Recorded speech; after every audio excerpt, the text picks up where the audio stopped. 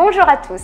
Vous êtes de plus en plus nombreux à vous expatrier en principauté d'Andorre et comme je le dis toujours, pour concrétiser un désir de départ, il faut avoir la certitude d'une arrivée réussie. Pour ce faire, après des heures de recherche passées sur Internet, beaucoup d'entre vous font appel à des cabinets administratifs que l'on nomme des gestoria. Et bien justement, le thème de cette vidéo est de vous conseiller sur comment bien choisir sa gestoria pour être bien accompagné dans l'installation de votre expatriation et ce que vous devez absolument savoir pour éviter les problèmes dans votre nouveau pays d'accueil comme dans votre pays d'origine. Contactez minimum 3 cabinets pour expliquer votre projet. Posez-leur vos questions et surtout prenez bien note de leurs réponses.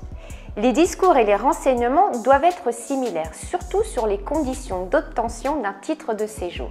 Attention au prix, demandez les tarifs de la prestation et ce qu'elle y comprend exactement. Chaque gestoria propose des services qui lui sont propres. Vous pourrez passer du simple au double, voire même des prix complètement irrationnels. Que l'on soit chef d'entreprise ou de famille, ou même un particulier, peu importe, avant de se lancer, faites-le de la manière la plus sécure possible. Veillez à bien demander à votre prestataire le pourcentage de garantie sur le succès de votre installation. Consultez toujours un fiscaliste de votre pays de départ qui lui validera ou pas ce projet d'expatriation et qui va aussi vous conseiller et vous aider sur les démarches et les impératifs administratifs à faire dans votre pays. Étant donné que vous allez échanger beaucoup de temps et d'informations avec la personne, il est pour moi hyper important que dès le premier contact, vous puissiez avoir un bon feeling sur son sérieux, sa crédibilité, sa transparence et surtout sa discrétion.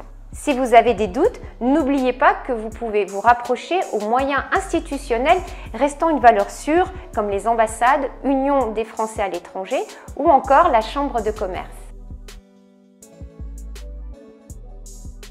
Ce que vous devez retenir, obtenir un titre de séjour actif ou passif ne vous assure pas systématiquement une résidence fiscale. Si vous souhaitez une résidence fiscale, n'oubliez jamais, peu importe le type de résidence que vous obtiendrez, si vous êtes marié, expatriez-vous avec votre famille, femmes et enfants mineurs.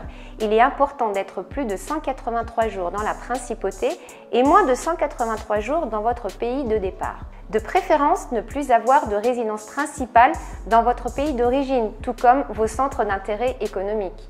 Il est préférable de créer sa société avec l'expatriation pour lui donner de la substance fiscale.